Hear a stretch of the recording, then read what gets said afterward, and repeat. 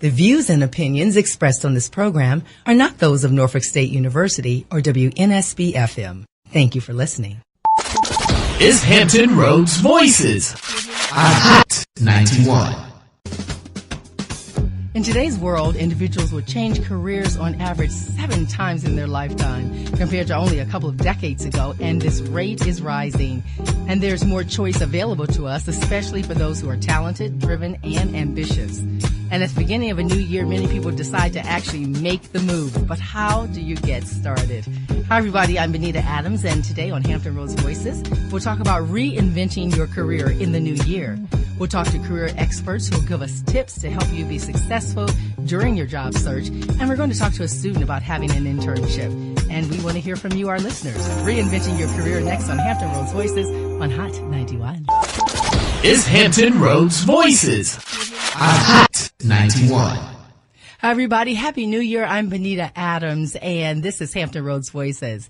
And today we're talking about something that I know a lot of people are thinking about because it is the beginning of the year. And we're talking about reinventing your career in the new year. We're going to have some guest experts. I have a student who's going to be talking about internships, but we really want to unpack this topic because it's so important to know the do's and the don'ts and the tips.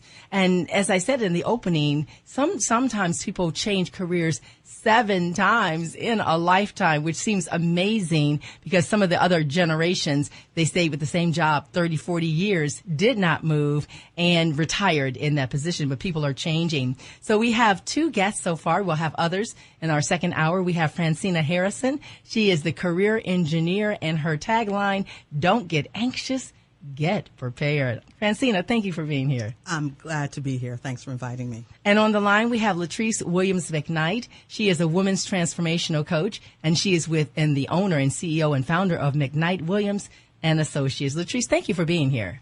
Oh, it's great to be here, Benita. Happy New Year to you as well. Thank you. So we want to jump right into this conversation, but we want to give you our phone number because we definitely want to hear from you. 757-823-9110. 757-823-9110. What are the changes that you're thinking about making in your job? What makes you stay in a job that perhaps you're not completely satisfied with?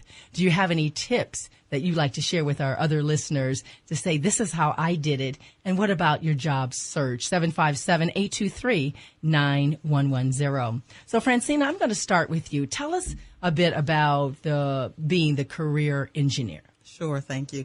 And as you said, our motto is don't get anxious, get prepared. So we help career seekers, changers, entrepreneurs to find out who they are, have the courage and the conviction to find out what they bring, and then bring that to the marketplace or the workforce. So what we start with, a lot of times I say there's internal career moves before external. Mm-hmm. A lot of folks focus on, and trust me, these are all important, your resumes and interviewing, that's all important. But what we try to do, since I specialize in working with the person in transition, is, we got to know who we are, what we bring, our power, our energy, what we want, what we don't want. Mm-hmm. And if we're going to make this huge shift to this place that we're going to spend 12 hours a day getting to, it better be the place where our gifts, our talents, our energy, our personality, all of that syncs so we can do the thing we truly love and make the income that we want. So I always believe, trust me, we all want to have a better job, but the thing is know who you are first. That's right. And then you be specific and intentional, and you put your brand out there in the right places and spaces that want you. So we help people to do that. I love that. And a little bit later on the show, we're going to talk about personality tests and skills and abilities and things like that. So I'm very excited to hear about that. Latrice, tell us about being a women's transformational coach, McKnight Williams and Associates. Oh, wow. It's great. It's a great pleasure to help women to really identify their passion and then connect with their purpose and then help them to turn their purpose into profit, whether it be entrepreneurship, whether it be working in the workforce, but it's just about doing what you're passionate about. So many times we get into careers and we get into job situations where we don't like, and it's kind of hard to actually function in that type of arena. But when you connect with your passion and you start to do things that you love, you you find out that you never work another day in your life. So I tend to help women to understand what they love, what they want to do, what they love to do, and what their passion is, and then we connect it with their purpose, and guarantee it that once you connect those two together, you'll begin to understand what you need to do to actually make a profit and move through life being happy and doing what you love to do. And that is so true, because my father used to say, since most people have to work, there are some people who don't have that privilege, I guess, of having to work. But since he said most people do have to work, you might as well enjoy what you do. And so that is important. I always would say to people, I want to be able to say, I get to go to work, as opposed to I have to go to work. Look, I get to go to work. I get to go and I make money and I interact with other people and I'm pursuing a passion. So it is so important that people are able to think in that vein. Okay, so it is January 4th, 2019. We've made these resolutions. Christmas, Thanksgiving, and all those other things are over. New Year's, and I'm saying, hey, it is my year. It's my time. Is it really a good time right now, Francina, to make the move? Absolutely a good time. In fact, I would tell anyone that's looking to make that shift to something else, you want to do it before that spring rush. Because, you know, when spring comes, like the housing market, folks start buying houses, people start looking for better jobs. So now is the time, January and February, to do that. Again, do that internal soul searching. Get with a coach or whomever so you can really know who you are. But start thinking about the targets. Like I'll ask people all the time, they'll say, well, I want to be an office receptionist. Well, that's not good enough for the career engineer. My thing is about what industry do you want to make an impact? What contribution? What things you love to do, right? So the example I always use to folks all the time, if I was making a career shift, I definitely wouldn't work at the library. Nothing against the library, but my personality and my style, I talk too much. I'm kind of loud. I'm kind of out there, you know, very out there. So someone that's something that's like cubicles and very guidelines, because I don't play by the rules, you know, and this is all good positive stuff, people, trust me. But the point is, I know I'm kind of out of the box. I'm out of the bun. So if I was looking for a position as a office specialist, I'd want to work for somewhere that's colorful, dynamic, ever changing. So we all need to look at how our personality and our DNA is, in addition to the skills, knowledge, and abilities. So folks could be thinking about those things before you put that resume out, to make sure that it's speaking not just skills, knowledge, and abilities, but if it's speaking you, if it's speaking your essence, if it's speaking your energy and your power. I love that. And Latrice, how do you say passion into profit? How, as you are working with your women as a transformational coach, how do you teach them to find out what their passion is? Do they have some sense of what it might be that will lead into their purpose? Or if not, how do you guide them step by step to find out what that is? Well, actually, I have an acronym called ROAR. And actually what I tell women is that it's so important for us to identify the roar within us. So many of us have so many things that we want to get out, and sometimes you just want to scream. Well, I tell women that sometimes you just have to roar. And when I say that, I talk about the R being reinventing yourself. And it's not about reinventing yourself into something that you're not, but it's about something that you already are. A lot of us are holding back things that we want to do because we're doing things that we have to do. And so I help women to tap into those things that they already are good at, and I help them to become great at them. We sometimes always hold things down because we're trying to do things that we have to do because we have to make that money, or we have to make this happen, or we have to accomplish other people's dreams or help them, assist them in making their dreams happen. And we hold in the things that we want to do. So I help them to tap into those things that they have to do to make those dreams their reality. So we first reinvent ourselves into something that we already are. And then I help them to optimize, that's the O, into their potential. We have to tap into what we already good at again and grow with it. Take those classes or enhance those things that we're already good at, and to help us to find those things that we're good at, and then, you know, connect with the avenues and the resources to make the money from what we already know how to do. And then I help us to affirm our purpose. And when we affirm who we are, other people around us will begin to affirm who we are. If we don't believe in ourselves, no one else around us will.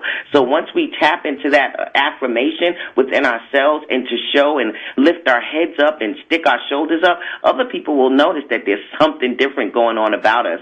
And then you're able to roar. You're able to, accelerate into what you are, because you now identify with all of those things that are within you that are going to help you to make that money. And that's so important to all of us. We have to first know who we are and then go after what we want. If we're continuously trying to be something else or something that we're not, we're never going to tap in to that thing that we're so good at. And so that's what I help women do. I help women to roar. I love that. I mean, that's such a great vision, imagery. You could see that. We've seen lions. We've heard them roar and the power of that. So are you roaring out there? Are you wondering what you should do, what your gifts are, your passions, your talents, that internal career change? Give us a call, 757-823-9110, 757-823-9110. We're talking about reinventing your career in the new year on Hot 91. Is Hampton Roads Voices on Hot 91. If you're just joining us, Happy New Year, everyone. I'm Benita Adams. And yes, this is Hampton Roads Voices. Today we're talking about reinventing your career in the new year. It's 2019, and a lot of resolutions have been made, and we want to talk about one of those, and that is maybe you're ready to change jobs, change careers, start a business, go back to school, those kinds of things, and we're going to talk about that. We have two guests, expert guests today, Francina Harrison, the career engineer. Her motto, of course, is don't get anxious, get prepared. And Latrice Williams McKnight, she's a woman's transformational coach and the owner of McKnight, Williams and Associates. We want you to give us a call at 757-823-9110, 757-823-9110. Are you interested in making that career? Are there some tips and strategies that you need to know in order really to make that move? Or maybe you're fearful and you said, I know it's time to make that move, but I just don't know how to start. Give us a call, 757-823-9110.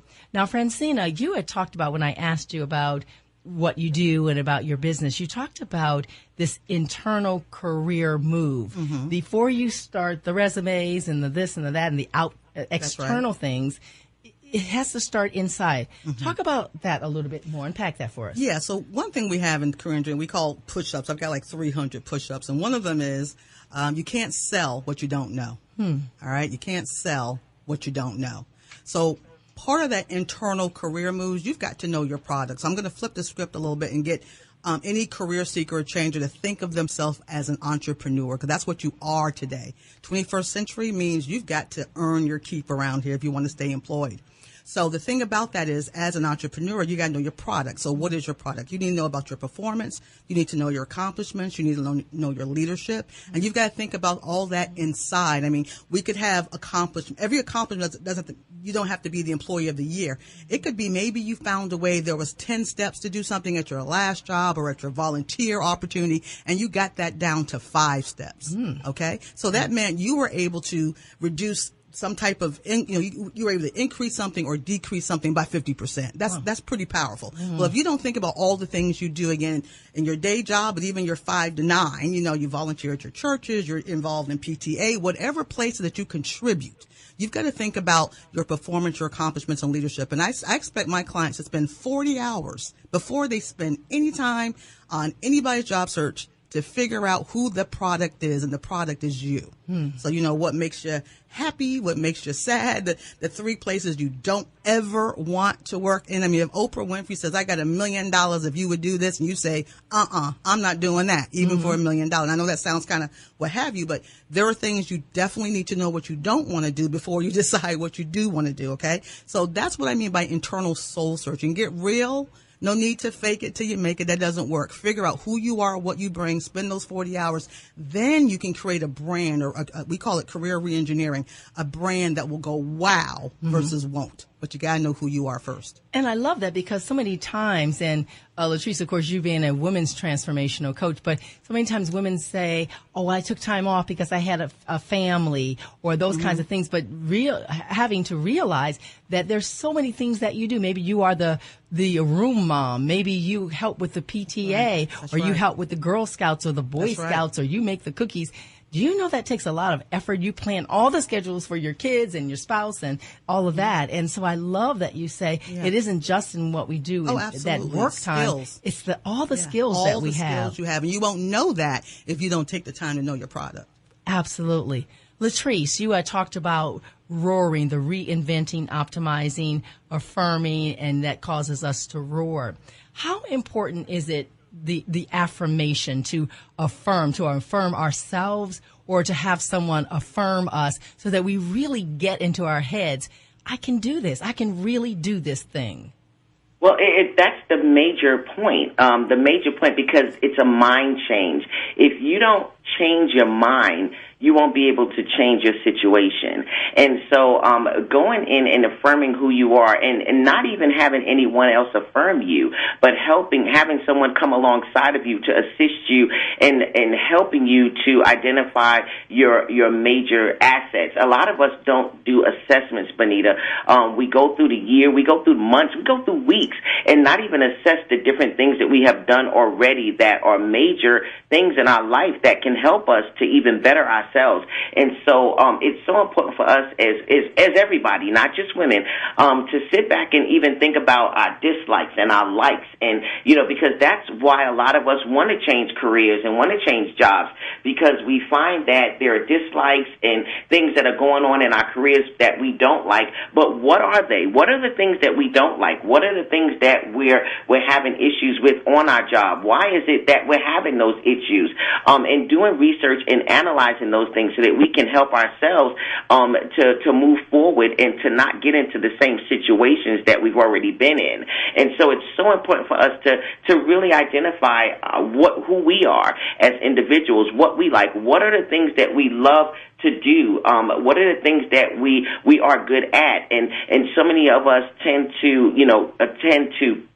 go to jobs or go to situations that we're able to learn things. We're able to be learners in jobs.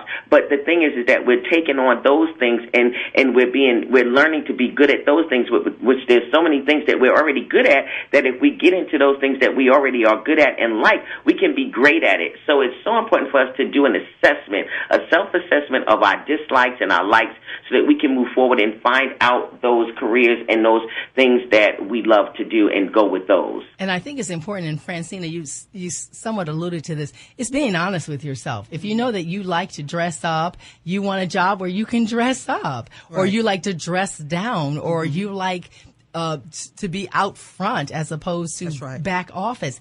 It's okay to say that. Mm-hmm. Who said that once? I don't know if it was Douglas Wilder who said, it ain't bragging if you can do it. I love it. Absolutely. Yeah. You got to do you. You have to do you. Yeah, no matter and if you're not honest, so many times, I'll just say for women in this case, but so many times women, we do what we were told to do, what was expected of us. Yeah. At this age, you were supposed to do this, and then this age, you were supposed to do that, and you're supposed to do that, and you look up one day, and you don't even know who you are. Yeah, you don't recognize that person. You don't recognize. Right? You say, well, when I was 15, I always wanted to do that, or never wanted to do that. But you're saying these assessment tests and this listing and so forth, this really helps us decide what we want. Yeah, it's about that clarity. And the thing about it is funny that the more honest, maybe it's when you get older, I don't know, but I tell you, I am brutally honest in a loving way, of course, but it's just so freeing. And the thing about it, like I often tell job seekers, like particularly the ones I do work with, many of them are unhappy at work, just like our other guests said. They're miserable. They got to pay the mortgage. They got to put the kid in the college. So they're there like robots. There is no joy. And the thing is, I said, there's stress, that job stress at work is real. And most of it's because you hate what you're doing, because you hate what you're doing. So here's the deal. The opposite of stress is satisfaction. Okay. Wow, that's the opposite. Yeah. So if you're stressed at work or you're stressed in other stuff, okay, you need to do those things that bring you satisfaction. You can't be satisfied with something if you don't know what you want. Right. So the first person you need to be honest with is definitely you. I mean, how can you convince an employer that you're that product that they want to buy and pay top dollar when you really, in your own spirit, soul, mind, body, don't believe it? Okay, you can't sell what you don't know. So you have really got to be your own party animal, your own cheerleader, whatever you need to do. Get with positive people, places, spaces, whatever you need to do to make sure that you appreciate who you are, know your value, and then that's where that courage and the competence to get up there and sell it and say, hey, I am this, I'm worth that.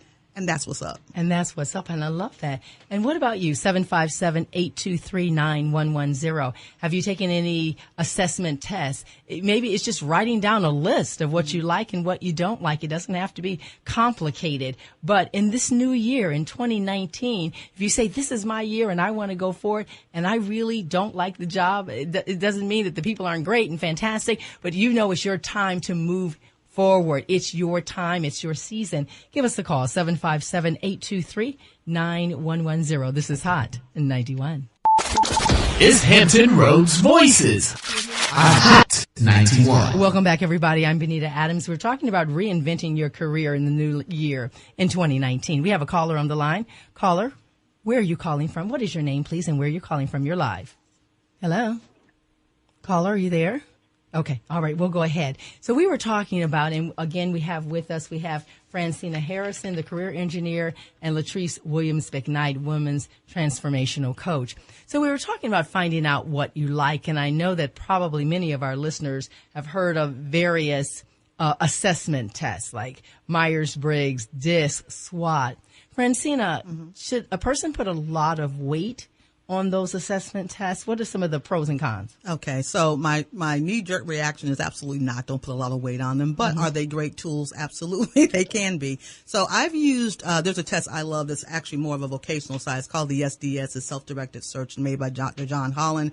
Been used over 20 million times in Department of Labor type of places. And the reason I like it so much is every time I do use it, and I know from talking and assessing the client individually, we come up with the same codes. I'm like, yeah, it's right. But it helps people so much to kind of get an idea of what the way they think about the world and what occupations it kind of identifies by the way they think about the world and how they process data. So I like it in the sense that, so for example, for me, I mean, I'm the same code every time, and I either can be a hairdresser or a human resources manager. And I think that's perfect. I would do both if I could, right? So the point is it's not so much telling me what their brain is thinking. It's more of the skill sets they have, whether they're artistic or social or enterprising or investigative. If they have those kind of skills, there's tons of codes in the occupational handbook that might fit their skill sets and their personality. So because of the vocational piece of it, I like it as a tool. Doesn't mean that person can't do something else. Absolutely. But some folks want a baseline to start from, and then hopefully after us doing what we do as a career engineer, they'll realize, they can do whatever they want to do. And if they're willing to put the work into it, they can do it. And that's exciting. Now, Latrice, any particular assessment tests that you use, any that you've developed yourself or any that out there on the marketplace that you might recommend? No, I really totally agree with just, doing your own assessment, of likes and dislikes. Once you really, identify your likes and, what you like to do, and when you're at work and when you're at home or in your spare time, what that does is it actually identifies what your passion is and what your readiness is. And then once you're doing that, I believe in total researching new careers. Once you identify your passion, why don't you spend time, researching your types of careers that center around your passions.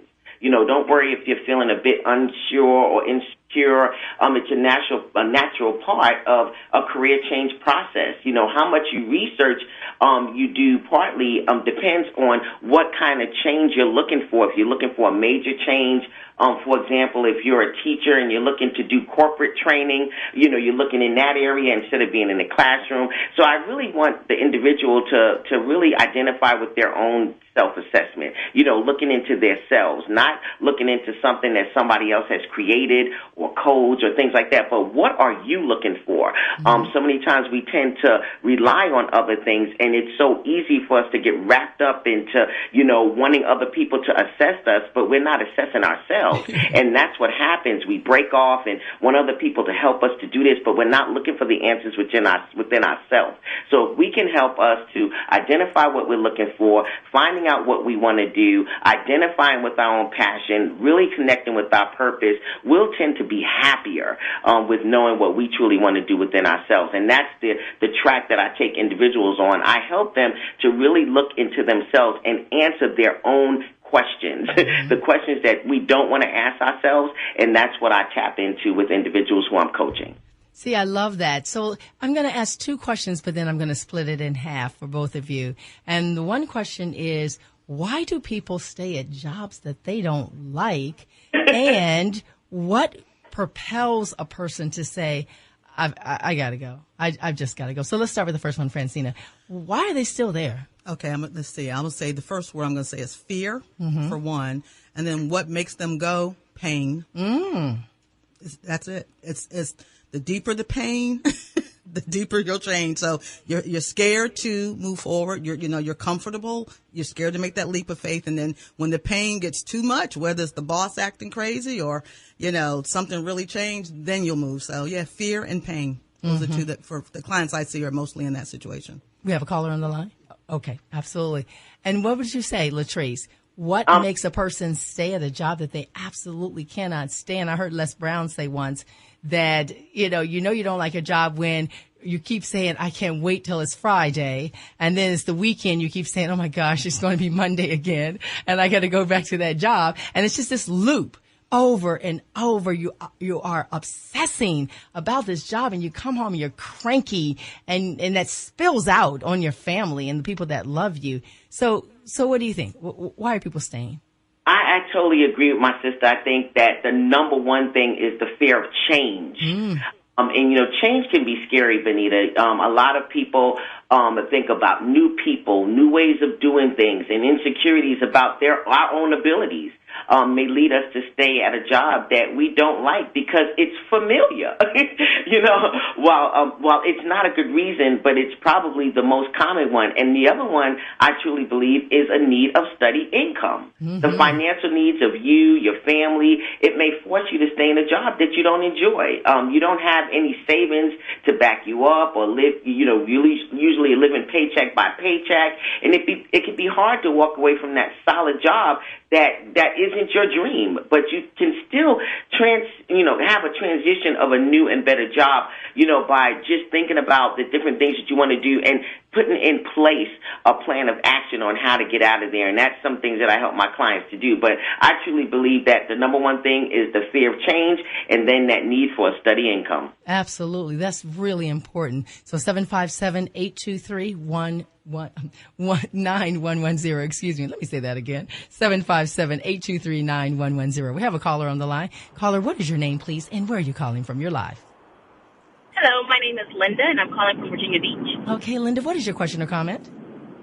My comment question is basically how do you switch careers when all you've done is one career since graduating college, and not have to compromise? I feel like a lot of times when I'm searching for jobs, when the presenter was talking earlier about knowing what you don't want in your next job. I know what I don't want in my next job, but it's hard to say I don't want those things when I feel like I have to compromise and take those things to go to the next level. That's interesting. Francine, answer what Linda's saying. It's a great question, and I get that a lot. So the first thing I would say in terms of if you're going to switch to a different career, think about the transferable skills for anyone that's going to switch, okay? I mean, maybe you went to school for something, you have a degree in one thing, but you've got this real desire, or maybe in your volunteer world, you're doing a whole lot of public relations, but you went to school to be a biologist. I mean, those are two extremes, right? So my thing is hopefully the biologist also did some volunteering somewhere or did other things that there were what we call transferable skills. Every industry needs operations, someone that knows administration, someone that knows marketing. There's all these other skills, and we call them transferables, and those are going to be your gifts, your golden nuggets. If you're trying to say, hey, I don't know that industry, but I tell you what I do know. When I was at this job, some things I did in customer management or vendor management, or I know how to make money, or guess what? I know how to get new customers, and guess what? I know how to keep new customers. Those are transferable skills, how you can see things that you made an impact or money.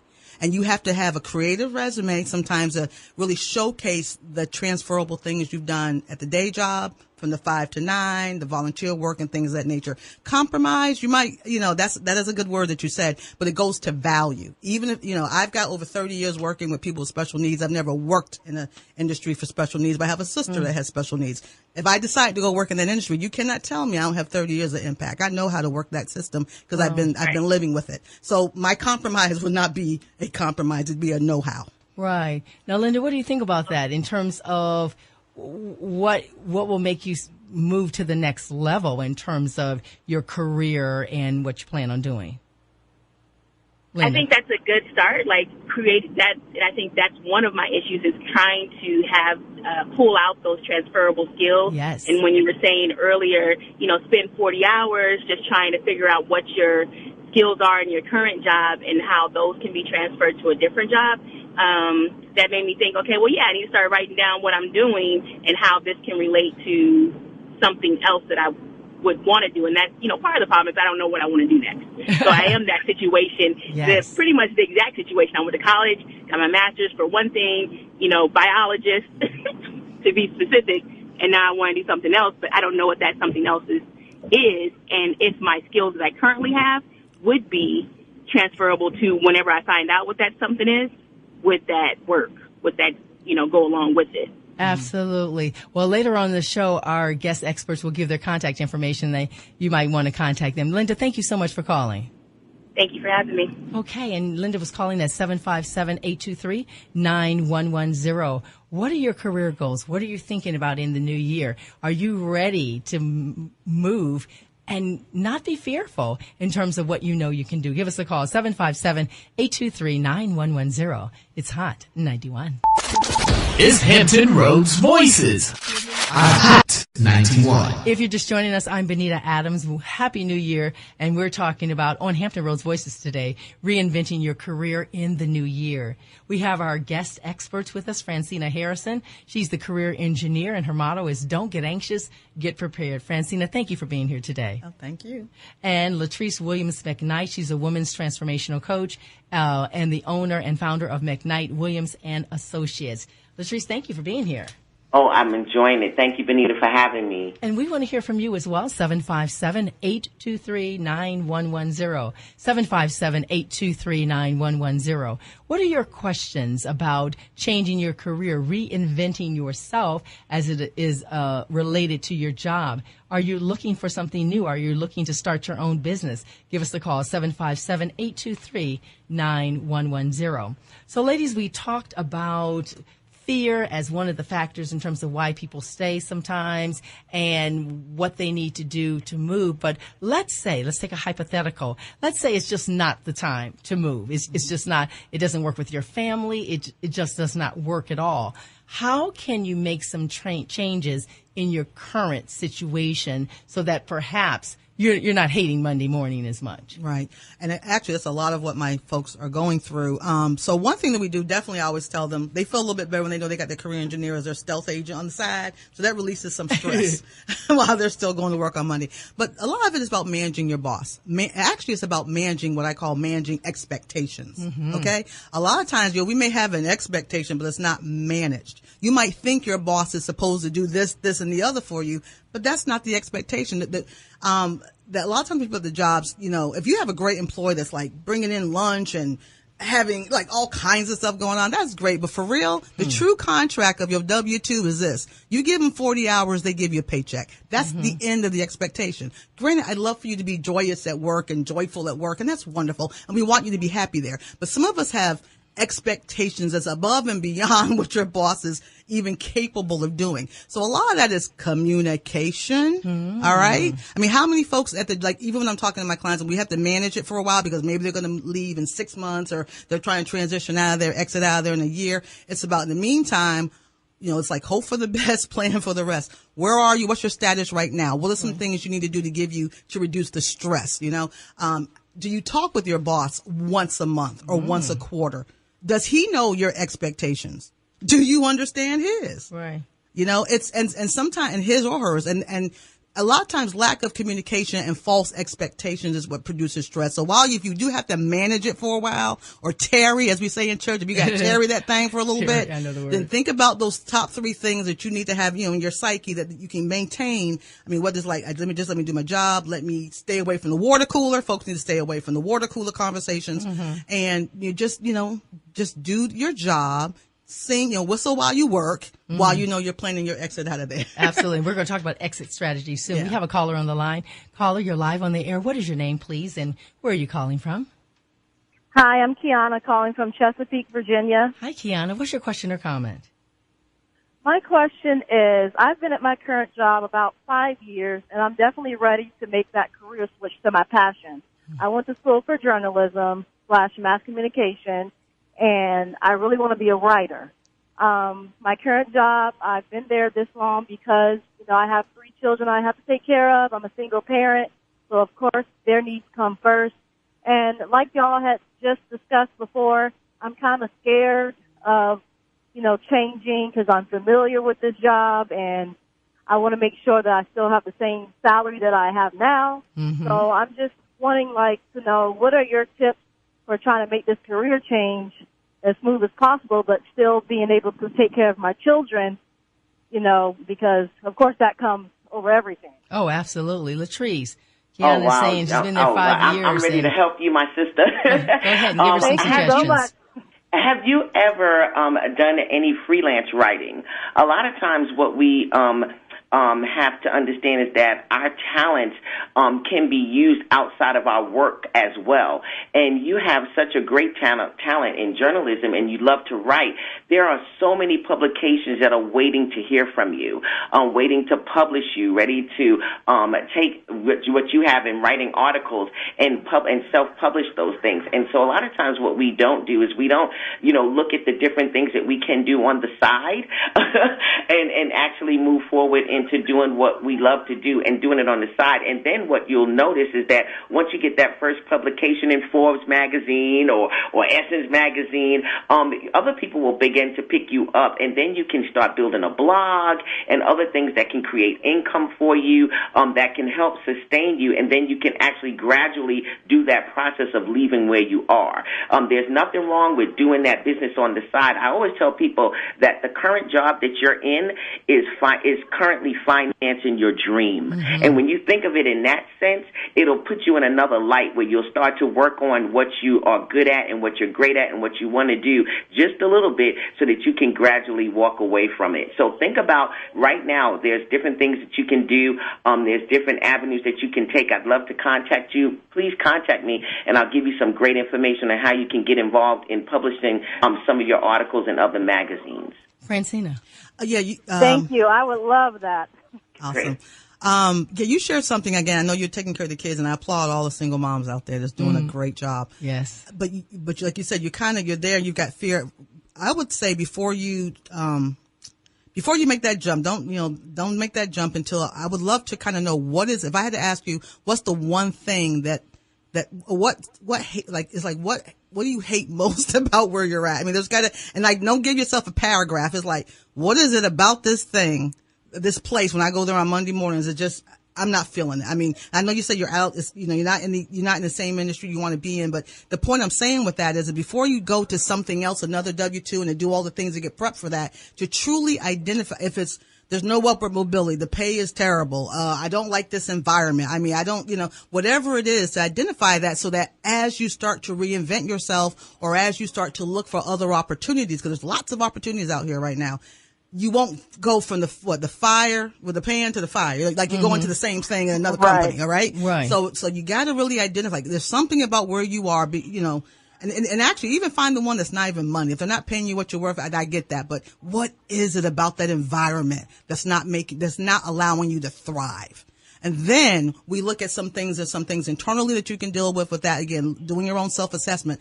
But then when we look, whenever you look for other opportunities, whether you're using Indeed or Google for work, there's a whole bunch of great jobs out there. So let me show you everybody. There's a lot of great jobs out there. Okay. But if you want to make $70,000 a year or $100,000 a year in Hampton Roads, you can. A lot of folks think you can't, right. But you can. But you have to be in the right places and spaces to get into those conversations where those jobs are. Okay. But first, maybe it's a social worker. I mean, I am an MSW graduate from Norfolk State. It is something like that. Something very similar. Right. There's something there that's keeping you from thriving. And I'd want you to identify that first before you would transition to somewhere else. Because absolutely, a lot of times I see folks do the same thing. I got a new job, but the same old thing came with it. Absolutely. And we don't want that. And we're going to be giving their contact information very soon. So, Kiana, thank you so much for calling. Thank you so much. I very much appreciate it. Of course. Good luck out there.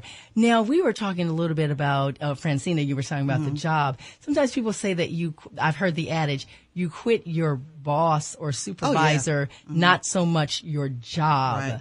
It's that person. Mm-hmm. And you were saying that we have to manage our expectations, because if we want this wonderful, lively, bring lunch, bring the donuts, coffee, let's go out kind of, boss, and that is not the boss that you have, then you're disappointed perhaps. You're stressed. Yes. And so that's so important that you say you have to manage. Yeah, you got to manage your boss. Bosses are people too. Yes, they and are. It's true. And people don't leave companies; they leave managers. They leave managers, don't they? They leave managers. Absolutely. Latrice, what do you think about that? I know you probably heard that before. They're leaving managers, not always the company itself or the coworkers. Oh, yeah, that's one of the major things that people do. They're leaving the individuals who are managing them. And a lot of times what people do is they're looking at their total situation, and instead of trying to manage the situation and the people that they're in, they want to leave that situation. And you guys talked about one thing where you're talking about, managing the situation that you're already in. It's actually something that we call leading 360. It's 360-degree leadership. And the thing is that you can lead from where you are. If you're in a particular job that you don't like, figure out the things that you don't like and you fix them at your job. There's a saying that I love, and I say it all the time, is that when you find that the grass is not greener on your side, then water your own grass. We always talk about, the grass is greener on the other side. Well, then water your grass. What are you doing to fertilize your situation that you're already in? And so when you take an assessment of where you are, the things that are going on in your workplace that you don't like, you try to fix them in your area. You try to manage those situations and fix those situations. A lot of times you will find that if you learn to manage and lead in your own situation where you are and begin to change the situation at your job, you may begin to love your job even the more. So think about that as well. Look at your job. Look at the situation that you're in. What's wrong with it? And then you try to fix it. A lot of times we are our own common denominator where we can fix the situations that we're in, and we don't have to move or go looking for anything else, but just lead from where you are. It's called 360-degree leadership. I find it interesting, and we're going to have a break in just a second, but how open should you be about leaving the job? Oh, absolutely. You tell the boss? You tell your coworkers? Do you? No. What? Stealth mode. No, people talk too much. That's why that's why things happen. You talk too much. No, that's and even when you share, I do have clients that are probably listening here, but no one knows I'm working with them unless they tell it. That you have to keep that stuff stealth. Particularly, we deal with a lot of executive level positions and mid to senior level. Oh no. The boss will know when you give your notice. Right. Latrice, you're saying you agree with that? I'm saying amen. Yes, I am over here clapping and saying sometimes we talk too much. There's some things that we need to keep to ourselves. Sometimes if we can think about a story that I read in a great book about a young man who used to tell his dreams to his brothers, and it got him thrown in a pit. So sometimes you need to just keep quiet and keep things to yourself. Right. So I totally agree. Sometimes it's just good to be quiet. Good to be quiet. It is good to be quiet. So we're going to take a break now, but on the other side, we're going to talk about some exit strategies, some very specific things, and we have another guest who'll be joining us. So this is Hampton Roads Voices. We're talking about reinventing your career in the new year 2019 on Hot 91. It's Hampton Roads Voices on Hot 91. Welcome back, everybody. I'm Benita Adams, and this is Hampton Roads Voices. We're talking about reinventing your career in the new year. A lot of people have made that New Year's resolution saying that I'm ready to make a change, especially in my employment. 757-823-9110. We want you to join the conversation. 823-9110, area code 757. Now, let me reintroduce our guest, and we have another guest joining us. We have Francina Harrison. She's the career engineer, and the motto, don't get anxious, get prepared. Francina, thank you again. I'm glad to be here. Thank you. Latrice Williams McKnight, a women's transformational coach. She's the owner of McKnight Williams and Associates. Latrice, thank you. Thank you for having me, Benita. And joining us right now, we have Mrs. Lakeisha Leaks. She is the founder of Brand New You Services, a career servicing company. Ms. Leaks, thank you for being here. Thank you for having me. So we've had a lively conversation so far with our callers again, 757-823-9110. So Ms. Leaks, tell us a little bit about Brand New You Services. What do you do there, and what do you offer for your clients? Right. So Brand New You Career Services, I have started this company to help create confidence and support professionals to help them reach their professional goals. And so we do this by helping individuals magnify their personal and professional stress, because I've seen a lot of times that individuals don't always know how they are so strong in an area and how they can take their current strengths, their current knowledge into a new opportunity. And so I help professionals, early professionals, and college graduates, preparing and motivating them to move into a new fulfilling career or to refocus on their current opportunity. Now, when a person, your clients and so forth, when they've decided to make this change, what are one or two of the challenges perhaps that they face? We had talked about a bit earlier in our first hour about sometimes people are fearful, or they're not quite sure of their skills and talents, or they may not know what transferable skills that they have. What are a couple of challenges that you have found as you're working with people in your business? I found that one, they just do not know how good they are. They don't really focus on the different awards that they've won, the recognition that they've received, and they feel like they haven't done much. But I've seen and interviewed a lot of people. My last career before moving into Brand New You Career Services was as a corporate recruiter. And I would talk with individuals and interviews, and I would just be disappointed at how they would not be able to speak highly about themselves. So I think people just need to understand how strong they are, how the work that they do every day is transferable to a new opportunity, and how great they are. I love that. Now, we had mentioned in Francina, I want to come back to you. We were talking about managers, supervisors, and how, having the right one. And you were going to make a point about a manager or supervisor. Right. As our other guest was saying about, how we would manage our bosses. One of the things when I talked about that 40 hours, knowing who you are and what you bring, you need to know before you get into a place the type of management style that works for you. Right. Okay, so that you don't have to change your boss. That's like an extra job to do, to change somebody else. You're there to work, get paid, and go buy lipstick and get something to eat. So the point is, like, for example, there's participatory management, which I thrive in, but there are other styles of management. Folks over, the person always over you, following you around, seeing that. I don't do well in those. And I could be a super A gamer, but that will assassinate my performance. Absolutely. So I know that wherever I'm interviewing and whoever I'm talking, whatever opportunities is coming my way, not only are they interviewing me, I need to interview them to see if they're worthy of my value. And that's almost like what you had said, Ms. Leaks, in terms of being confident in knowing what you're bringing to the table. So we have a caller on the line. We're going to go ahead and take that caller. You're live on the line. Would you give us your name, please? And where are you calling from? My name is Sharita, and I'm actually calling from Chesapeake. Okay, Sharita, what is your question or comment for our guest today? My question is, I'm currently employed full-time and, very kind of dissatisfied with my full-time employment. But I also have a small-time business that I've had for a long time. And I guess where I struggle at is wanting to do my part-time on a full-time level, right, but still kind of afraid because I do need my the full-time job that I currently have, the steady income coming in, because it's kind of like a seasonal business.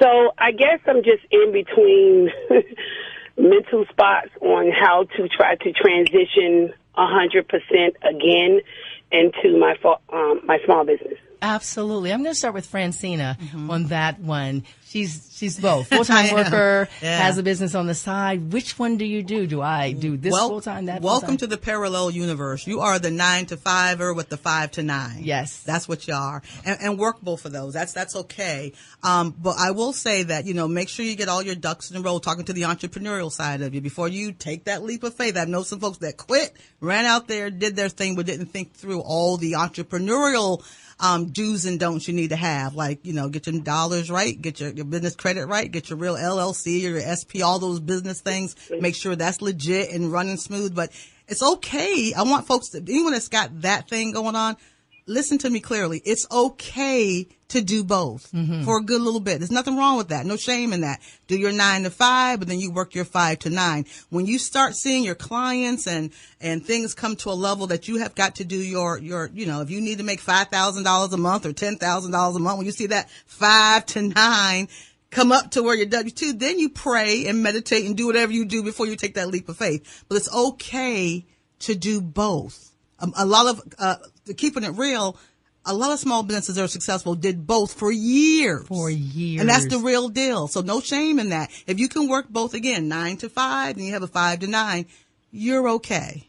You're okay. But, I'm sorry. No, go ahead. Can I also admit that I feel like I'm my worst enemy because it's fear. Like I have a strong talent. I'm in the community. People know me. People love me. And I have an awesome talent of inspiring and helping a lot of other people follow their dream. But it's like right now, I want to follow my dream, and I don't want to do the full-time anymore. Like, I am over it. I am done. And it's just that how do you get over that fear? Well, Benita, Sharita, that is so true. Working Latrice, with go ahead. clients, that's one of the things that I do. I help my clients who are actually in jobs actually go ahead and get into the workplace. And I have a program, and it's actually what I call the 4-week cubicle escape plan. And I say cubicle escape because so many of us are stuck in that 9 to 5. We're stuck in that cubicle. And the thing, like I said earlier, is that sometimes we have to understand there's no shame in actually having that 9 to 5 to finance your dream, 5 to 9, like you just said, Francine. But the thing is that we first have to look at, and what my program takes you through, it's first looking at, are you ready to be a successful entrepreneur? And is your business idea solid? So many startups fail 90% of startups fail because we're not ready to identify if our business is solid or not, and if it's ready to reach the clients that we need to reach to make that money that we need to be successful. So it's an actual week of going through, are you ready to be a successful entrepreneur? And then actually week 2 takes you through getting ready for your startup. And then we have another plan in week 3, how you do stress-free business planning. So many of us think that we don't have to set out that business plan because we're not going to a bank to get a big loan, but we need a business plan. We need to set out what we're going to do. How are we going to operate this business?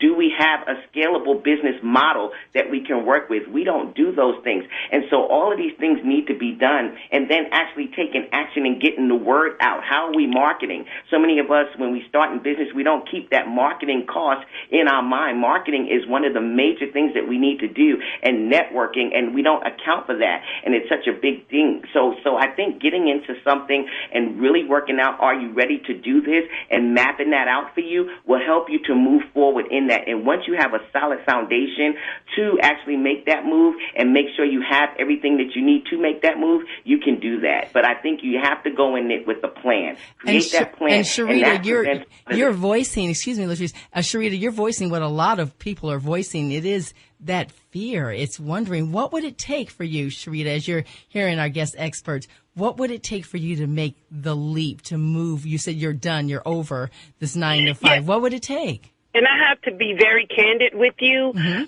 It's the reserve, because I was out there for 3 years with it full time, and I had 2 bad months. And it just sent me back into oh my goodness. I mean, at that time I had a child going to college, and it was a lot of things going on. But for me, it's having that reserve income, money to fall back on, because again, I was told there were certain rules. So again, I've done this business for a long time.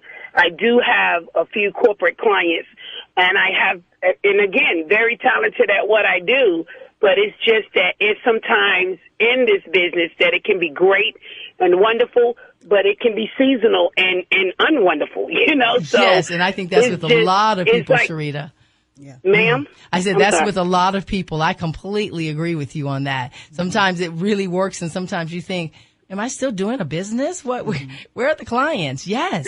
Well, I feel like I'm doing it now, but I feel like, and it makes me tear up just to say it, it feels like a hobby, and I don't like that. So I have to get back, grab a hold of it, and say, hey, no, this is not a hobby. I've done this. This is my passion. This is what I want to do. This is what I'm determined to do.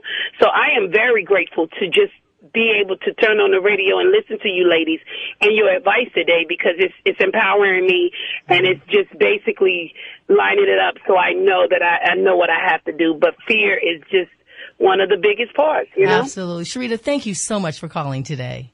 Oh, well, thank you so much and all the advice of the ladies on the panel, and I will be following up with you guys. Absolutely. Now, Thanks. Ms. Leaks, you heard what Sharita was saying in terms of fear and moving out. And just like Francina says, some people think, okay, just drop this whole 9-to-5 thing and I'm going to jump right into, my passion and my small business.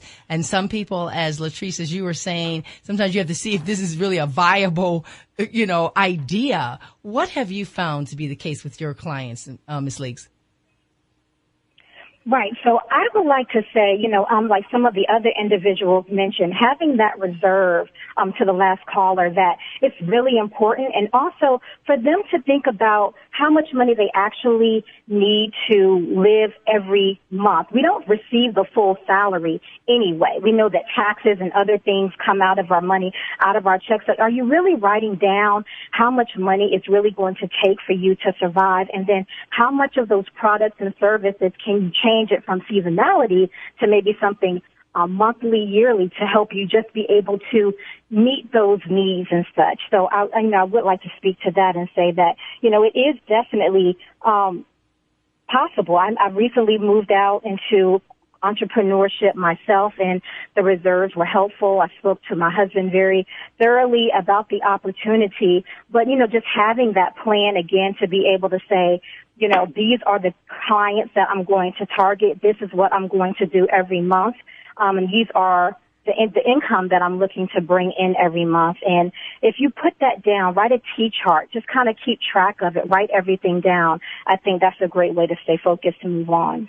Absolutely. So again, we're hearing from Miss Lakeisha Leaks. She's the founder of Brand New You Services.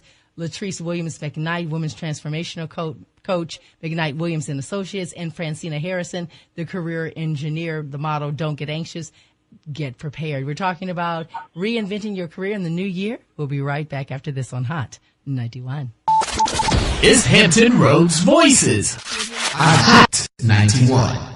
Welcome back, everybody. I'm Benita Adams, and we're talking about reinventing your career in the new year in 2019. Francina Harrison, Latrice Williams McKnight, Miss Lakeisha Leaks, and we have one of our interns with us today. And I wanted to bring in the piece before we talk about exit strategies and so forth, even about internships. And I don't want to, and our other guest experts, I want you to join in with this, because so many times we think about internships just with the college student, but there can be an aspect of the older adult or the person who's transitioning, even to talk about being an intern, because that's how you learn. So Adrian, tell us a little bit about what you do. I know you're a graduate student here at NSU, and tell us a little bit about your internship.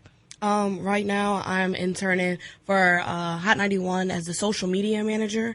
So what I do is I post on Facebook, Instagram, Twitter, and just getting like the news that comes on from the morning show, and like for tonight's show, posting what we're talking about, doing questions, and posting pictures. Also, I'm part of the street team. So during the football games, home football games, we go out there, set up our table, me and Kim Fields, and we put the Hot 91 out there, and just getting everybody that comes to the football game to let them know that we do have a radio station on campus, because a lot of people don't know that still. So, Adrian, how valuable is an internship? What would you tell someone who says, I don't think I even need that? How valuable has it been for you? Very valuable. I've been able to network. That's mainly one of the main things I've been able to do, network, and just learning things that I want to do in my field. I would have never known that I was going to be here at a radio station, because a lot of people ask me, did you want to be a DJ, a radio personality? And I'm like, no, I'm actually over here doing social media, because social media is very major now in every company and business. That's how you get your business out there, get your information out there. So a lot of people are changing the game with social media.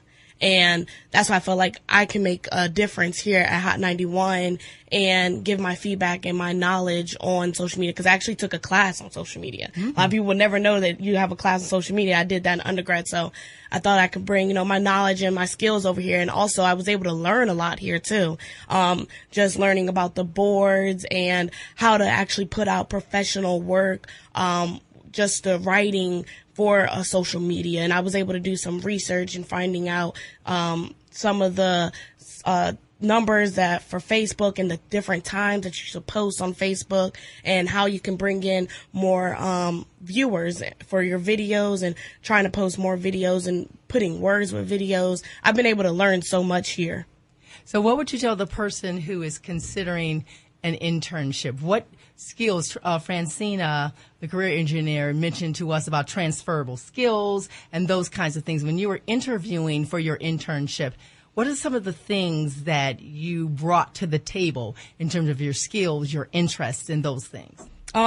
Just my photography, my videography, my knowledge behind social media, because I am a young adult that uses social media a lot. So I was able to talk with Ms. Thorpe and let her know that, hey, I'm always on social media. You know, I know what they're looking for on social media, that maybe somebody that's older that is not on their phone as much may be able to know that what kids are looking for and what people in their 20s and 30s are looking for. Another skill I was able to bring to the table is being proactive during this internship. Just not sitting back and waiting for her to tell me, oh, hey, I need you to do this. Coming to her with different ideas and different things that I want to do.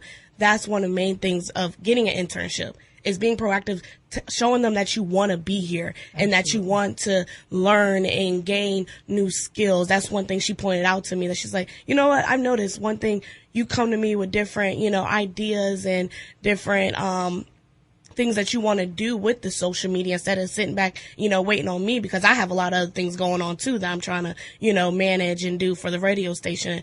And that's one thing I would tell people: be proactive during your internship. Just don't sit back and then at the end of the day say, hey, I didn't get to learn everything that I wanted to learn. Go to different positions and say, hey, what are you doing today that I can learn? Because I did social media, but I was able to learn how to work the board. I was able to work Hampton Roads Voices show one day when Chris wasn't able to be here. So that was one thing. I was kind of nervous, but I was able to learn that and get in a different position. Absolutely. Awesome. I love saying you're proactive. Adrienne, thank you so much for sharing that with us, because someone really needed to know the importance. So we're talking about this reinvention and changing and moving and doing. That's an option that maybe someone did not even think of. So, Adrienne, thank you so much for sharing that information with us. Can I add something to that? Yes, Francina, of course. Up to you on that. I love it. I'm all over here. But even in all this reinventing of ourselves, and you're right, interning as an adult or as a student is perfect. But she said something I want everybody to get. With all this reinventing yourself, she has two skills that will take her further than most resumes. She said she's got initiative and follow through. Oh, I love it. Do you know how many folks with MBAs and folks I'm dealing with that don't have initiative and follow through? And the TCE way of us saying that, you need to be able to show up, step up, and follow up. If you can do that in your career brand, you will go far. Trust me, certifications are tight, degrees are wonderful. I'm all for that. But do you know that the folk that if you can't show up, step up, and follow up, that's what employers are looking for. So the fact that this young lady here did initiative and follow up and follow through, I give her a TCE push-up. Absolutely. Thank you. Adrienne, thank you again so much. And again, give us a call, 757-823-9110. Are you interested in an internship? Are you looking at changing your career? What about what we just said, the initiative and the follow through? Some tips. And if we were talking about earlier, what makes you stay when you know you want to move ahead? What can we do and share information? What can we do for you this evening with information that we can share? 757-823-9110. So, Ms. Leaks, you heard what Adrienne said in terms of an internship, but I know that part of in terms of looking for opportunities and those kinds of things, you had mentioned when we talked on the phone a little bit earlier about how to use recruiters or headhunter services or something like that. Tell us a little bit about that, because I now want to move into talking about exit strategies and so forth, but this can be a piece of that. Talk a little bit about that. Sure. So as you mentioned, internships are very important, and college graduates a lot of times say, I just graduated from college and I don't have the skills. No one will give me a job because I don't have any work experience. So like she said, the internships are great opportunities to be able to get those skills so that when you do go to a headhunter, which are all across the country, and what a headhunter does is they have candidates and they have clients, and the clients don't necessarily have the bandwidth or the resources to do a lot of hiring. So they ask different companies called headhunters or recruiters to be able to do that work for them. So you go to a headhunter, you have an interview. Now in that interview, you still need to be able to showcase your skills, your strengths, your previous work experience. And then they take that information and contact their clients that are looking to hire people and then try to get you employed. The beauty about that is that a headhunter, they are motivated to find you a position because they actually do get paid a little bit of commission when they're able to find you a job. So they are motivated to not just do good work, but they're also financially compensated as well. So as people are looking for new opportunities on their own, of course, you have your job boards or your networking, the people that you know. I would say to passively use headhunters. It's a great opportunity for them to do the legwork for you. They're working with your clients, and different companies have different clients. And then you're just being put in front of different opportunities without having to spend as much time as you necessarily would if you were doing it all on your own. Now, Latrice, would you recommend also, and Francine, I'm going to ask you as well, working with a career coach in conjunction with maybe a headhunters or a recruiter? Is this a combination of things, or it's one or the other? Francine, I'm going to ask you first. So with the career engineer, there's some headhunters I work with nationally. We're actually a good marriage. The point is they have the job order, I have the talent. Mm-hmm. So it makes for a good marriage. But the headhunters that I've worked with, again, I kind of deal with the mid to senior level, but I work with everyone. But those headhunters, I never forget, one of the most powerful ones I work with, because he gets 25% of the salary of the person that gets hired, right? His bottom line, I never forget this. So when I'm coaching my clients, they have to take their resumes off of Monster and all that. Because the deal of it is, some of the headhunters I work with, they won't work with you unless you're a commodity. If you're common, they don't get paid. Right. If you're a commodity, they can sell you. And what do you mean by that? It means you have got to be the creme of the creme of the creme. Mm-hmm. I mean, again, so for example, I have a client who's dealing at a more of a national. This person might be in charge of an agency that might run about 6,000 people will be under her. Mm-hmm. Okay, obviously she's working somewhere and something in that capacity. When the headhunter wanted to reach out to her, that was a whole nother conversation, you know. So the thing about it is, like, when you're putting your brand out there, being a commodity means, like, you know, gold and silver is a commodity. You get what I'm saying? Mm-hmm. You got to make sure your brand is that good. Headhunters are also famous for taking people from one job to another, which is fine by me too. That happens too. But the thing about it is, you have to make sure you have in your brand something they can sell. Okay. Understand what I'm saying? If there's yes, I do. You know, it's like supply and demand, you know. So, if there's a whole lot of one industry, it may be a little hard to sell that. But if you got that thing that someone else doesn't have, mm-hmm. or that, you know, push button talent or push button performance, that's easier for the headhunters to sell. And some of the best headhunters, they'll find you. Right. You're that good, they're going to find you to try to get you to, you know, to pitch you to some other companies. Absolutely. Latrice, what do you think? Is a combination of working together or one or the other? What have your experiences been? Well, my experiences with my clients have always been that we've gotten them ready first. A lot of times headhunters are there for jobs. They're there for the corporations. They're there for the people who are looking for those individuals. And a lot of times, Benita, you have to be ready for them to receive you. So if you haven't, you know, written out your passions or written out what your expectation are, gotten your resumes and things like that ready to present to these individuals, they're not going to be ready to present you to their client. So we have to understand that a lot of times when you're going into that, in that arena and you want to use headhunters, they're already looking for a specific person for those specific jobs given to them by their client, the corporate world, or, you know, wherever the job that they're looking to hire for.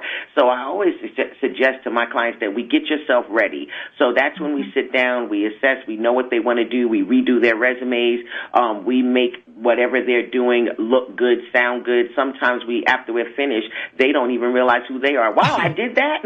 A lot of times we don't, you know, especially military transitioning, you know, trying to put those different things into perspectives where, you know, the real world can understand understand that language. A lot of times we don't know how to communicate what we have done before and make it sound. Even us as mothers and people who have been home managing our homes, we have to know how to word that, and understand what we have done as being the CEO of our home. So when we get ourselves ready and we're prepared and we've worked with a career coach, a business coach, or someone in this arena, we then know how to present ourselves to those headhunters. So we're ready to go in and to present ourselves to their business and to their corporation. Absolutely. Now we're going to take a break, but on the other side, I want to talk about how to use the technology, how to get ourselves out there, those kinds of things, because those are practical tips that our viewers need to hear. So again, this is Hampton Roads Voices. We're talking about reinventing your career in the new year on Hot 91. Is Hampton Roads Voices on Hot 91. Welcome back, everybody, to Hampton Roads Voices. We're talking about reinventing your career in the new year. I know some of you've made that New Year's resolution. In 2019, you're going to move ahead in your career, and that's what we're talking about today. But we want to hear from you. Give us a call at 757-823-9110. That's 757-823-9110. We're excited to hear from you. Okay, so let us talk about a little bit. We have one caller on the line. Okay, let's go straight to the phones. Caller, you're live on the air. What is your name, please? And where are you calling from? I'm sorry, what was your name? Venicia. Venicia, what is your question or comment? You're live. My question is, I recently just transferred to a different field from a field that I didn't really enjoy to a field that I do now enjoy. I just graduated in December. Mm-hmm. But my issue that I'm having is I do have an internship, and I am completing my internship, but I have issues more so with disrespect from other departments at the company that I'm at, mm-hmm. and I'm not sure about how to go about asserting myself without seeming rude or disrespectful, because I do reiterate to them, when the director of the department that I'm in tells me to complete a task and I have to talk to a different department, I'll talk to them and I'm stern with them to make them aware that the director is sending me to complete this task. But they'll still question me, and they'll go back to the director and say that they don't understand what needs to be done, and it makes it look like I don't comprehend the instructions. So I'm not sure how to go about resolving that. Okay. Francine, I'm going to throw that to you. Okay. So great question. And what I'm hearing is, there's the getting the job, and then there's also, coping with jobs, right? So the interpersonal skills and all of that, and I know there's probably more layers to what you shared, and it doesn't feel good being disrespected at work. I mean, I think a lot of folks have been there, So, and because I don't know the entire situation, just let me share this generally. I don't, I said early in the show about communication and expectation management. That sometimes it's particularly the person that signs your time card, who you're directly reporting to. Perhaps there needs to be some more relationship building there, or a little, I call it powwows. You get a little 15-minute, half hour. Can I talk to you? You be respectful. You always take the high bar. That's how we always roll. But to let someone know the things you're feeling. Now, again, I'm not saying pulling your jelly beans out there, because he's not mama, he's not daddy. Okay, he's your boss. Right. But if there's some things you need, or there's some expectations that are vague, or or you need to know what his rules of engagement are, or the rules of engagement where you're at, to have this conversation. I think a lot of times folks think bosses are people too, and you might have to have a couple of conversations with a couple of the folks that perhaps you're not getting clarity from. Okay. Mm-hmm. And it means you might be, and again, a great boss would probably recognize it and see it and say, hey, what's going on? But let's face it. Some bosses are just lousy bosses. Okay. That's just the way it is. So you might have to be that adult, the other adult in the room, and just take ownership and say, hey, I'm doing this thing. The situation happened. Can I talk to you about it? What expectations do you have? This is what I'd like to see done. How can we, at the end of the day, I want to do my job and do it well and make you look good. See, I always told my boss, I want to make you look good. Absolutely. So help me do that. How can help me to help you, to help us look good? But I really want to make sure you look great. You see, coming from that approach. Initiative, right. Yeah. Ms. Leaks, what do you think? What do you think about what she's just said? I agree with that. I didn't think talk about it from another perspective, as well as document. Make sure that documenting the information. If one department is asking you to do something, make sure that you're getting this information in writing. And perhaps if this information is given to you verbally, you want to go back and put it in email communication and copy everyone. So you have a trail of what has been asked of you and what has been agreed upon, so that there's never any doubt about what the forward motion should be. And also I would like to ask you, do you have a champion at your job, a mentor, someone that you can talk to, someone that as you are in this new career that it sounds like you really enjoy, that'll help you be able to progress and show you different opportunities? I know that for me in my career, having champions and having great mentors helped tremendously. So I would ask, since you are, it seems like, exposed to different departments, find the people that are subject matter experts in the field and in the fields that you enjoy and what they're doing in their departments, and see if you can, just kind of pick their brains and get them to want to help you also. Great advice. And Anicia, thank you so much for calling. And the situation, as we've heard, could be with anyone doing that. But thank you so much for that call. We appreciate it. We have another caller on the line. Caller, you're live on the air. What is your name, please, and where are you calling from? Hi, this is Nikki. I'm calling from Virginia Beach. Nikki, what is your question or comment, please? So I have a comment, and I've been listening to your show, and all the information is great, and it's definitely very valuable.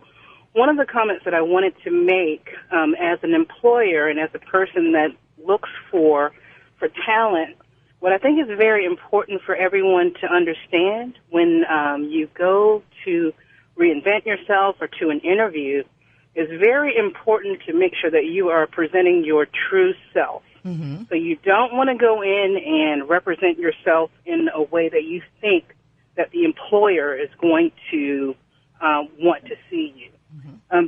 And I say this because I've had many occasions where we have hired based on what we see during the interview, but the employer may be privy to certain information about that particular job where we're able to see that, you may not be a good fit for this role. Right. So you don't want, even though you're qualified, but they may know the ins and outs of the climate within the workplace. So let's say you are a person that's headstrong and you like to take charge, but you present yourself as a go-with-the-flow kind of person. If you're misrepresenting yourself, then we may put you in a role that's not going to be best for you. And then you're back in the same type of situation where you're going to want to reinvent yourself again. Absolutely. So it's really important to make sure, that you are upfront about what you're looking for, what you want, and not just say what you think is going to be the right thing to get the job. Absolutely. Nikki, that is such an important point because you can get the job, but can you keep the job and be successful in the job? Very important. Nikki, thank you again for calling. You're welcome. Have a good day. Thank you. Latrice, I want you to make a comment, a quick comment on what Nikki said about being your best self, your true self, and not misrepresenting yourself there. Oh, yeah, and that's so important because as you go in, if you're misrepresenting yourself, imagine now having to do that continuously throughout your career at that particular position. Mm-hmm. So it's so important for us to actually be our true self at all times so that when we move forward, we're always able to be ourselves and people can accept us for who we are. Because once you start on one chain, that's the chain that's going to continuously follow you throughout your career. So it's so important to be transparent and be yourself in the beginning, and that'll help you too to stay in a healthy relationship with not just the job, but with yourself.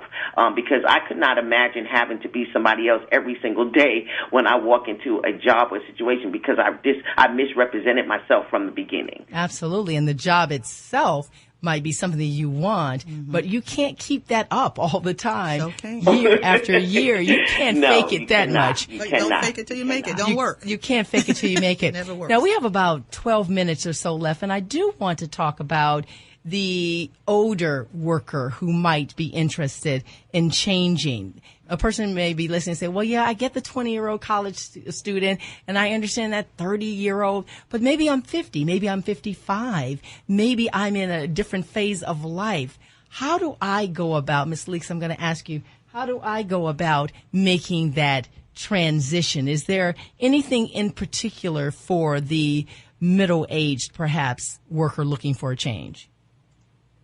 Sure. So I would say that where their passions lie, what is it that they may have written in a journal back in 2001, a professional passion that they have yet to pursue. And so especially at the beginning of the year, re-engage some of those prior passions that you've had and start to really look at it again.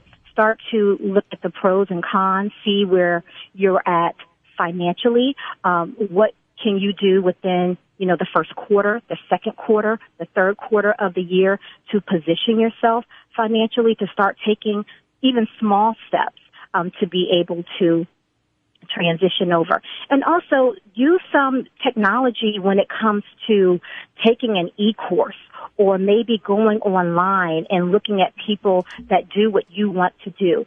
See what they're doing. Do more research.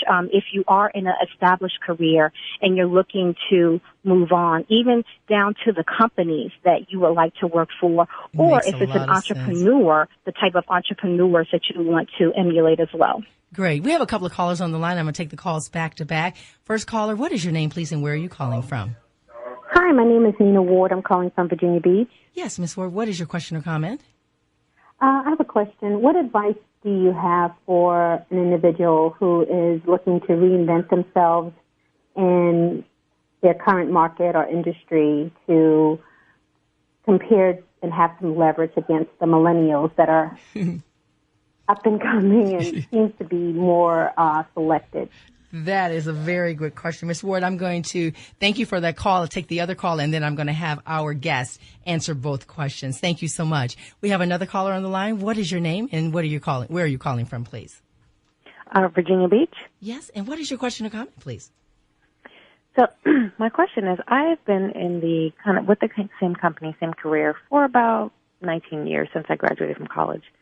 Since then, I've gotten my master's in public administration, because that's a field that I really want to get into. But it's been hard because I've applied for several jobs and just really have not gotten any feedback. I feel like I have a lot of transferable skills. I've heard you guys talk about that. So I was just looking for some advice on how to make that career switch into a different field where I know that I have a lot of transferable skills, but just not getting any feedback or callback. Absolutely. Thank you so much for that call. Francina, let's take the first one first. Okay, the millennials. Yeah, there's someone who's a little bit older, and she's like, look, I'm up against these 20, 30-year-olds. What should I do? Let's answer that one first. Well, that's a big question. That's a big question. I know we have limited time, so I'm going to try to keep it. So here's what I'm going to say to everyone, particularly that older person. I do work with a lot of people I work with have mortgages, have adult children, and they're trying to get back in the workforce or do whatever. Remember, it's about value engineering. When you know your value, and you can't sell what you don't know. I'm really big on performance, accomplishments, and leadership. So whatever generation you're in, if you have that, okay, you've got to really take that value engineering perspective, thinking of yourself as an entrepreneur, and make sure your resume, your brand, your LinkedIn, all the things you're doing in 21st century is showing how you can increase. Okay. And, okay, increase is important, but that not only can you get the job, you can cope and keep. See, there's a thing I call that, particularly when we're doing our offline networking events. I believe that we all need to have high tech and high touch. Absolutely. Okay. High tech and high touch. I know my millennials rocking high tech, but high touch is how you close the deal. High touch is how you get things done. So if you have both, no matter, again, I'm talking to my Generation Z people, my X's, my Gen X's and boomers, we still have them all out here, right? Make sure that all that you're putting out there, you have your high tech and your high touch. Interpersonal skills, all those things people thought were disappearing, retro has never gone away. It is still making a comeback. It still can do things. But the way that you can, the human technology, how you may have your skills and your abilities and all that, and you're a gamer, but those of us that can command human technology, I am seeing the difference in hearing you're hired versus I'll call you back. So both high tech, high touch is my short answer. Of course, there's more to that, but we don't have a lot of time. That make sure your brand is showcasing your performance, accomplishment, and leadership, and your ability to command high tech and high touch. Both of those. Both of them. And Ms. required. Leeks, our second caller, asked about this career transition and using her transferable skills and showcasing them and getting the callbacks as opposed to, yeah, I put out 50 resumes and I have not heard from a single company. What would you say to our second caller about that? I would say a lot of times we look at what we want to accomplish in our career. What is it that we've done, and I've gotten into this career because I have a professional passion and interest about it. But companies are more so looking for what can you do for them. So you want to make sure that the transferable skills speak and align directly to the position that you are applying for and the culture of the company that you're applying for. You want to tailor make your transferable skills to the company, and I like to call it power statements, and I help individuals create power statements that encompass their transferable skills so they can succinctly talk about what they can offer a company when you talk about the experiences that you've had in the past. So I would say focus on the position and make it so that you're speaking to what you can do for them, not just what you want to accomplish for yourself. Absolutely. And we're going to take a very quick break. On the other side, I want to make sure we get the contact numbers from our guests today and give some very last benefits and some ABC steps. This is Hot 91. It's Hampton Roads Voices on Hot 91. Welcome back, everybody. We've been talking about for the last couple of hours reinventing your career in the new year. And so, Ms. Leeks and ladies, I want to end our show by giving some practical action steps. Practical action steps for the person who says, yes, this is my year. I'm ready to make the move. Ms. Leeks, give us a couple of steps. First, I want you to make sure that you know your strengths and your abilities. Put that into a power statement, I call that. Some people may say an elevator pitch. Also make sure that your resume is really tight, and make sure that you have a resume that's going to be able to go out to different job positions, not just one random resume. You want to make sure that it's tailor-made. Also, engage in new professional and career development this year. It's a great time. It's early in the year. And have a career coach. Engage in e-courses. Engage online. Have more positivity coming into you every day to just stretch you. Volunteer. If you're looking for some additional professional or inspirational stimulation, volunteering may give you some other ideas of what you can do. So I can be reached at Brand New You, and I'll spell that for you, BRANDNU Career Services on Facebook. Also, Brand New You Career, so that's BRANDNU Career, CAREER @gmail.com. You can also reach me by phone, 757-529-2198, and on Instagram at Lakeisha Leeks, LAKISHA LEEKS. Thank you so much, Ms. Leeks. Latrice. Yes, I would say one of the major things is that at anything you should, your confidence and belief in yourself is the most important part of making a successful career change. Yes, this is a major life decision, and yes, you may feel afraid, but we cannot let fear dictate how you live your life. And that's one of the things that I want people to get across. And then another thing is focus on one change at a time. If you're changing your career, try to avoid other major life changes as well. Keep your home life, your social life, relationships, and health as steady as possible right now, and make your career change your number one priority. And then another thing is start with what you want to do, not what the job market says. Avoid the media or the industry's advice on the hottest new careers or best places to find a job. Instead, figure out what you want to work at every day, and this will help you find long-term job satisfaction and help you to decide on meaningful career changes. And you can reach me at Latrice, LATRECE, McKnight at .com, so that's LatriceWMcKnight.com. Also, you can reach me on Instagram at Miss Latrice, MSLATRECE, right there on Instagram. And right there on Instagram, I have something that you can upload for free, download, that can help you to identify different things in your life and help you to get your career up and going and open up some ideas for you that you can, move forward in your career. Absolutely. Thank you. And Francina. Well, I would say, let me give you a couple of guarantees. I can guarantee you that Monday morning is coming. It is. All right? Ain't nothing we can do to stop it. So how about be ready for it? So I would challenge folks that since we know Monday morning is coming, if you struggled with last Monday or you hated last Monday or you were unhappy, do something about it.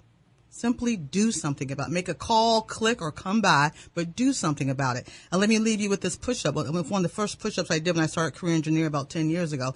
I believe in this. Define yourself or be defined. This is a brand new year. It's up to you. Define yourself or be defined. This is the year to do it. You can reach out to us at tcenow.com. And TCE is short for the Career Engineer, real easy. tcenow.com. That's our website. We have everything up there. You can go to the career page, all kinds of videos and tips and resources and all kind of things. And I'm Googleable, so the Career Engineer anywhere on Google. I'm at Career Engineer just about everywhere. Instagram, Twitter, and we're Don't Get Anxious on Facebook. So but if you hit my website, tcenow.com, you can find us anywhere, everywhere. We're kind of like luggage. We just stick around. we stick around. Right. So that's Francina Harrison, the Career Engineer. We also heard from Latrice Williams McKnight, the Women's Transformational Coach of McKnight Williams and Associates, and Mrs. Lakeisha Leaks, founder of Brand New You Services. This is 2019, everyone. It's a brand new year. We're excited about the possibilities that you have for yourself, no matter what area it's in, but we're talking about reinventing your career in the new year. So we want to remind you that we're here every Friday, 5 to 7 p.m. Don't forget, you can hear the rebroadcast, and that's on Sunday at 12 noon. That's 12 to 2. We also are on we're on Hot 91 online. You can find us on Facebook. You can find us on Instagram, and you can find us also on the other areas. Give us a call. Our number here is 757-823-9110. If you have any questions or comments, email me, bkadams@nsu.edu. It really has been a pleasure talking to you today. Happy New Year and good luck. We'll see you next time. The views and opinions expressed on this program are not those of Norfolk State University or WNSB FM. Thank you for listening.